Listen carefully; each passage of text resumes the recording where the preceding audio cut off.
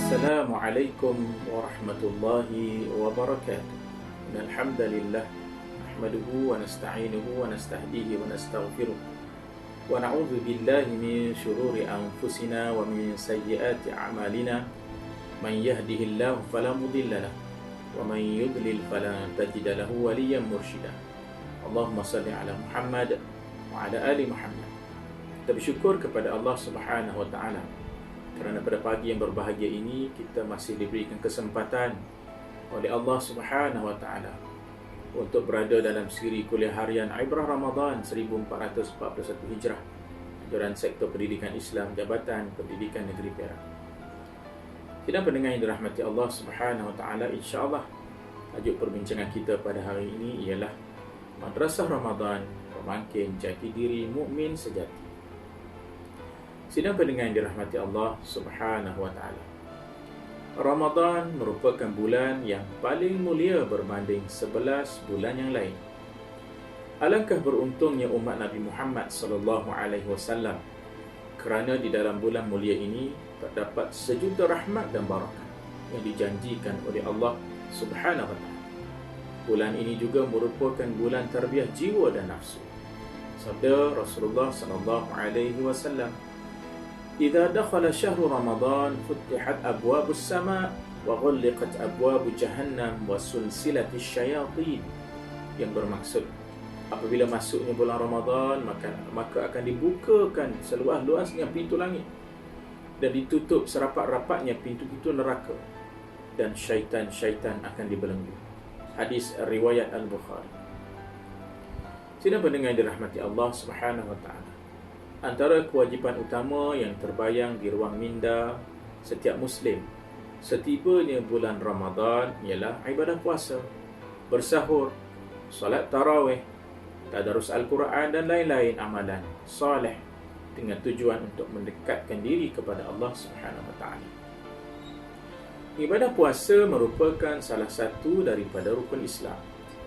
Puasa dianggap sebagai ibadah ruhiyah, yakni ibadat yang membentuk rohani, dan juga ibadat badaniyah, yakni ibadah yang boleh menyihatkan fizikal. Justru puasa dan segala amal soleh yang dilakukan dengan penuh keimanan dan keinsafan serta menjauhi perkara-perkara yang dilarang oleh Allah Subhanahu wa taala akan menjadikan seseorang itu hamba yang bertakwa. Jika ibadah puasanya diterima oleh Allah Subhanahu wa taala, maka segala dosanya yang telah lalu akan diampunkan oleh Allah Subhanahu wa taala. Sabda Rasulullah sallallahu alaihi wasallam, "Man shama Ramadhana imanan wa ihtisaban, ghufira lahu ma taqaddama min dhanbi."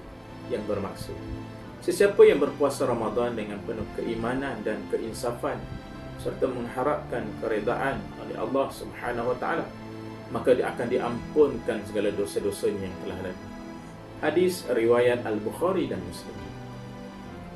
Sidang pendengar dirahmati Allah Subhanahu wa taala, sebagai bukti puasa dan amalan soleh seseorang itu diterima oleh Allah Subhanahu wa taala selepas keluarnya hamba itu daripada madrasah Ramadan, iaitu pusat latihan Ramadan, maka jiwanya akan menjadi tenang setenang hembusan bayu pagi.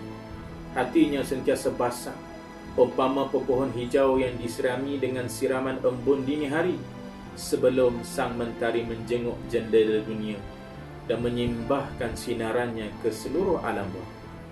Segala ibadah yang dilakukannya dirasakan penuh kemanisan, bagaikan menyelam di dalam tasik madu. Peluang keemasan ini diambil dengan sepenuh hati dan jiwa sebelum jasadnya diletakkan terbaring di perbaringan dan berbalut kain putih di hadapan imam dan makmum salat jenazah. Selain itu, antara bukti dan tanda puasa seseorang itu diterima oleh Allah Subhanahu wa taala ialah hatinya berazam untuk tidak akan mengulangi dosa-dosa yang telah dilakukannya lantaran kerinduannya terhadap keampunan Allah Subhanahu wa taala, Tuhan yang Maha Agung.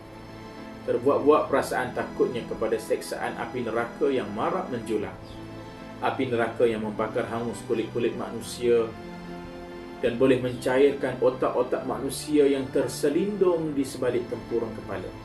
takutnya kepada lautan darah, nanah dan peluh manusia pada hari pembalasan nanti akan membuatkan dirinya berhati-hati dalam mengatur langkah, meniti hari-hari muka yang dilingkungi dengan runtunan nafsu ammarah. Inilah sebatang susuk tubuh diri insan yang mempunyai jati diri dan keseimbangan diri dari segi jasmani, emosi, rohani dan intelek, serta beroleh darjat ketakwaan seperti yang diharapkan hasil dari tarbiyah madrasah Ramadan. Inilah insan bertakwa yang sedia menyambut setiap seruan dan perintah ilahi kerana merindukan pintu syurga Ar-Rayyan yang dijanjikan untuk orang-orang yang berpuasa dengan penuh keimanan dan ketakwaan. Kenikmatan syurga yang tidak mampu dibayangkan oleh fikiran manusia yang terbatas, tidak boleh didengar oleh telinga manusia yang hidup di alam fana ini, tidak boleh dilihat oleh mata kasar maupun dengan teleskop dan kata pembesar. Itulah bukti kekayaan dan rahmat ilahi terhadap hamba-hambanya, lebih-lebih lagi pada bulan mulia Ramadan Al-Mubarak yang tiada tolok bandingnya ini. Insan-insan soleh yang bertakwa seperti ini akan sentiasa menunggu-nunggu dan bergembira menyambut kedatangan bulan tarbiyah yang penuh barakah dan kemuliaan ini. Sebaliknya akan menangis kehibaan apabila perginya bulan keampunan ini. Tambahan pula pada bulan ini terdapat Lailatul Qadar, yang mana pahala ibadah pada malam tersebut, malam Lailatul Qadar, lebih baik daripada pahala 1000 bulan di bulan yang lain. Alangkah ruginya orang yang tidak merebut peluang keemasan ini. Tidak mustahil bulan Ramadan kali ini adalah merupakan Ramadan terakhir dalam kehidupan. Walaupun kita dihambat dengan kesibukan duniawi, marilah sama-sama kita melayari bahtera kehidupan pada bulan Ramadan dengan penuh rasa sabar, redha, sedar dan insaf. Sediakanlah bekalan amal soleh yang mencukupi sedaya upaya yang ada sebelum malaikat Israel datang menghampiri, sebelum selimut putih membaluti diri, sebelum tanah menjadi tempat bersemadi, sebelum pemergian kita ditangisi oleh seluruh alam buana yang fana ini. Justru sahabat-sahabat pendengar yang dirahmati Allah Subhanahu wa ta'ala, marilah kita tanamkan tekad di dalam diri kita untuk kita jadikan Ramadan pada tahun ini Ramadan yang mendidik jiwa kita, dan Ramadan yang menjadikan kita seorang mukmin yang mempunyai jati diri yang cemerlang di sisi Allah Subhanahu wa ta'ala. Marilah sama-sama kita juga berdoa agar kita dipanjangkan usia sehingga dapat lagi bertemu dengan bulan Ramadan pada tahun-tahun yang akan datang. Dan juga kita doa kepada Allah Subhanahu wa ta'ala agar umur kita dapat dipanjangkan oleh Allah Subhanahu wa ta'ala untuk kita mengakhiri bulan Ramadan pada tahun ini sehingga akhir. Segala apa yang baik datang daripada Allah. Segala kelemahan adalah kelemahan diri kita semua.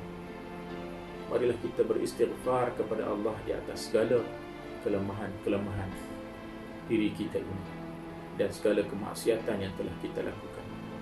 Stay safe, stay at home. Aqulu qawli hadha wa astaghfirullah li wa lakum. Wassalamu alaikum warahmatullahi wabarakatuh.